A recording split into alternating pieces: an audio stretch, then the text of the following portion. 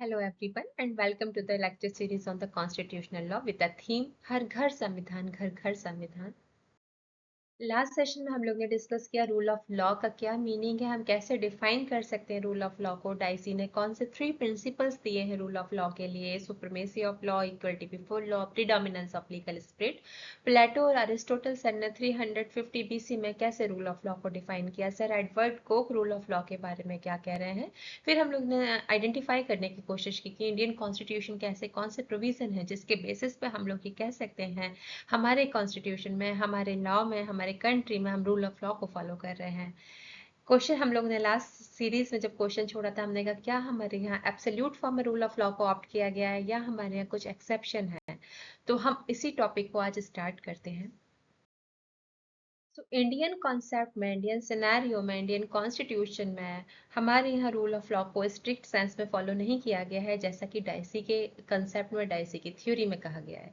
हम लोग यहाँ रूल ऑफ लॉ को ऑप्ट तो किया गया है लेकिन कुछ एक्सेप्शन के साथ किया गया है। भाई एक्सेप्शन से मतलब क्या है? मतलब ये कि हम थोड़ा बहुत डेविएशन रखते हैं, हम स्ट्रिक्टली हम रूल ऑफ लॉ के कॉन्सेप्ट को फॉलो नहीं कर रहे हैं। हमने कहा इक्वलिटी बिफोर लॉ, हमने कहा हम तो इक्वलिटी बिफोर लॉ के कॉन्सेप्ट को एब्सोल्युटली फॉलो ही नहीं कर रहे हैं। तो हमने उसके, जब मैं आपको आर्टिकल 14 समझा रही थी, मैंने कहा हमारे यहाँ दो कॉन्सेप्ट साइमल्टेनियसली रन कर रहे हैं, equality before law, equal protection of law.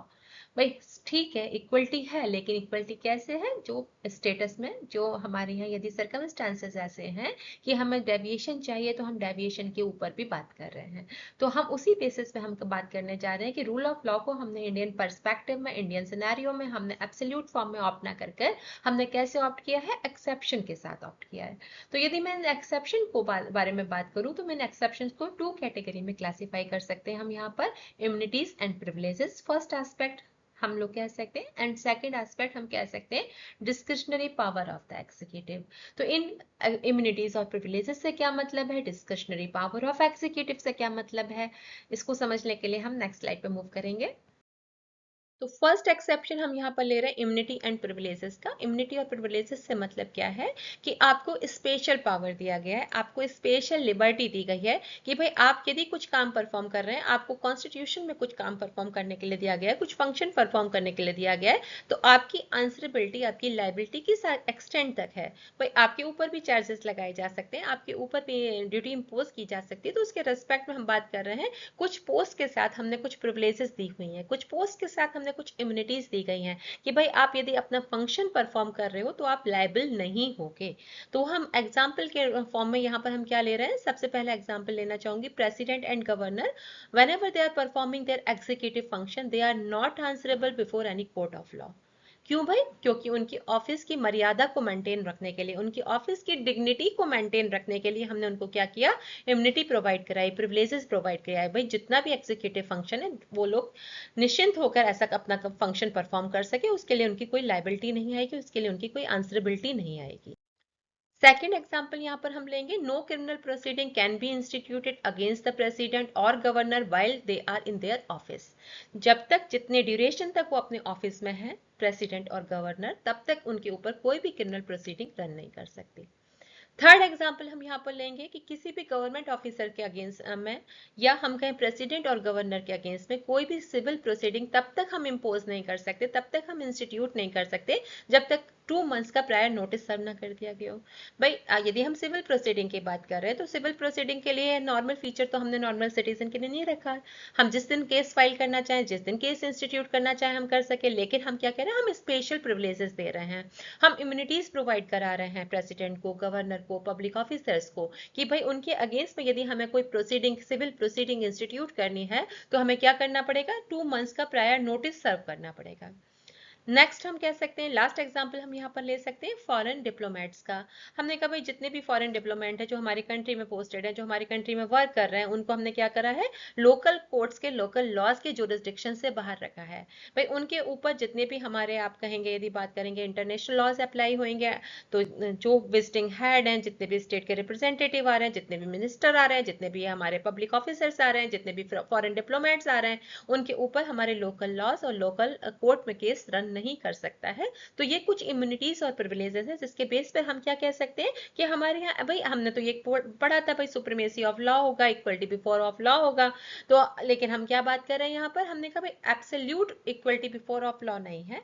हम ये कह रहे हैं यहाँ पर हमने कुछ इम्यूनिटीज और प्रिविलेजेस, कुछ कंडीशन को, कुछ पैरामीटर को ध्यान में रखते हुए दिया गया है। यदि वो पैरामीटर और कंडीशन हमारी फुलफिल हो रही हैं तो यहाँ पर कुछ पर्सन को स्पेशल प्रोटेक्शन दिया गया है जिससे हम उस पर्टिकुलर ऑफिस की डिग्निटी को मेंटेन रख सकें। तो हम इसको इम्यूनिटीज और प्रिविलेजेस को हम एक तरह से क्या समझ सकते हैं, exception of rule of law.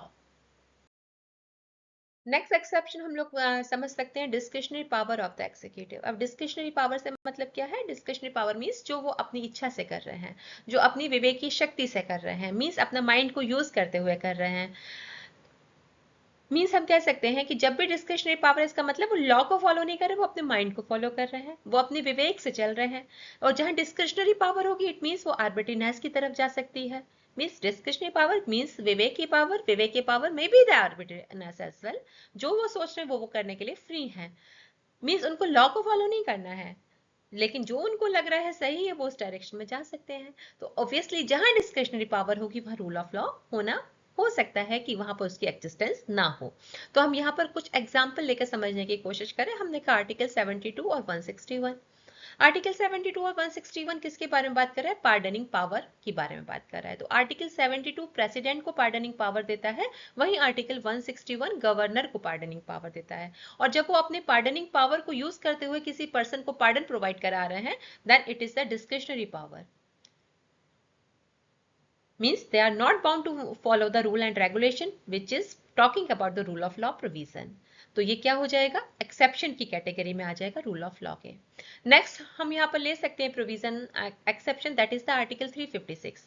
Article 356 किसके बारे में बात कर रहा है, emergency due to the failure of the constitutional machinery in state. कि यदि किसी स्टेट की कॉन्स्टिट्यूशनल मशीनरी फेल हो जाए, किसी स्टेट की गवर्नमेंट परफॉर्म करना बंद कर दे, किसके हिसाब से, कॉन्स्टिट्यूशन के हिसाब से, तो उस पर्टिकुलर स्टेट में हम क्या लगा सकते हैं, इमरजेंसी लगा सकते हैं।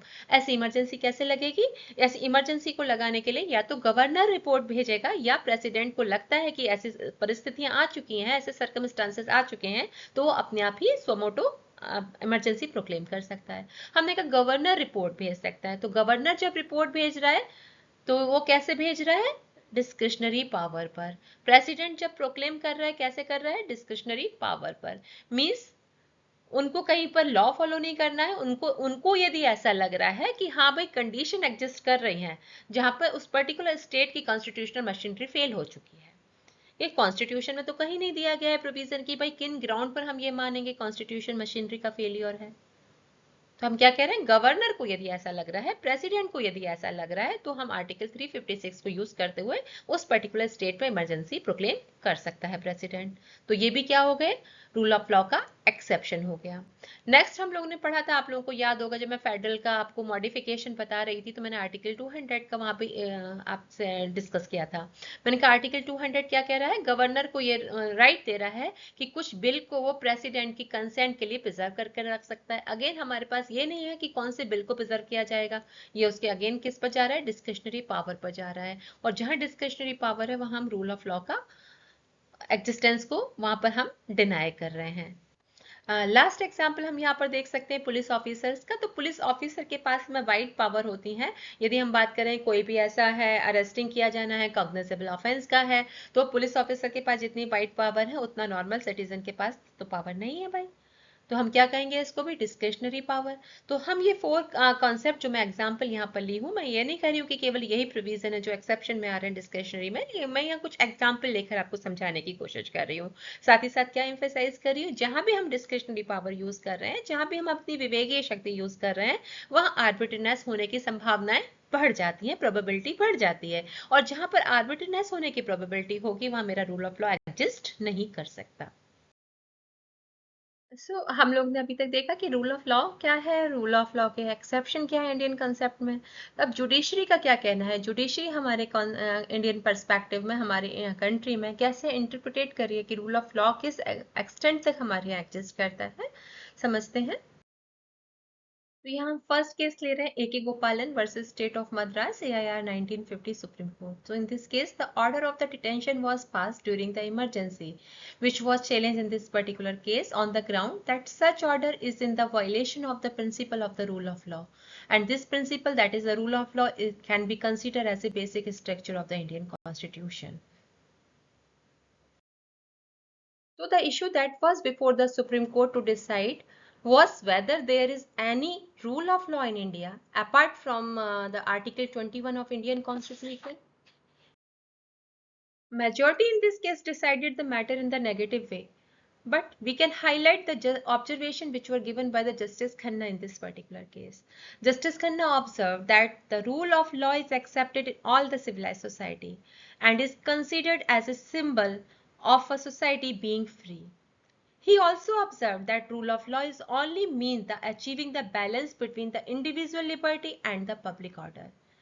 So he was having the opinion that even you can say if there is no such article like the 21 in the Indian Constitution, the state has no power to deprive a person from his life and the liberty without the authority of law.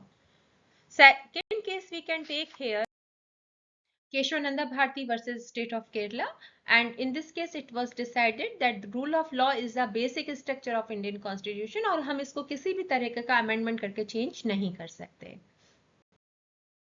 Third case we can highlight Maneka Gandhi versus Union of India. In this particular case it was decided that Article 14 strike at the arbitrariness in the state action and ensure the fairness and the safety, fairness and the equality in the treatment. हम बात कर रहे हैं, हमने कहा मेनका गांधी का case था, passport seize करने से रिलेटेड केस था. हमने कहा भाई इस केस में क्या डिसाइड किया जा रहा है, हमने कोर्ट क्या कह रही है कि जब भी हम आर्टिकल 14 के बारे में बात करें, जब भी हम रूल ऑफ लॉ के बारे में बात करें, जब भी हम इक्वलिटी बिफोर लॉ के बारे में बात कर रहे हैं, तो किस पर ये किसको प्रोहिबिट कर रहा है, आर्बिट्रीनेस को प्रोहिबिट कर रहा है. किसकी आर्बिट्रीनेस को प्रोहिबिट कर रहा है, स्टेट के एक्शन की आर्बिट्रीनेस को प्रोहिबिट कर रहा है. और जब भी स्टेट की आर्बिट्रीनेस को प्रोहिबिट करने की बात किया जा रहा है तो किसको इंश्योर किया जा रहा है, किसको हम प्रोवाइड कराने की बात कर रहे हैं, फेयरनेस की बात कर रहे हैं, हम इक्वलिटी की बात कर रहे हैं कि जब भी हम किसी सिटीजन के साथ हम जो भी ट्रीटमेंट दे रहे हैं किसी भी दो पर्सन को, उसमें इक्वलिटी होना चाहिए, उसमें फेयरनेस होना चाहिए. तो आर्टिकल 14 हमें उस रूल एंड रेगुलेशन के बारे में बात कर रहा है जो हम स्टेट के एक्शन की आर्बिट्रीनेस को खत्म करने के बारे में बात कर रहे हैं.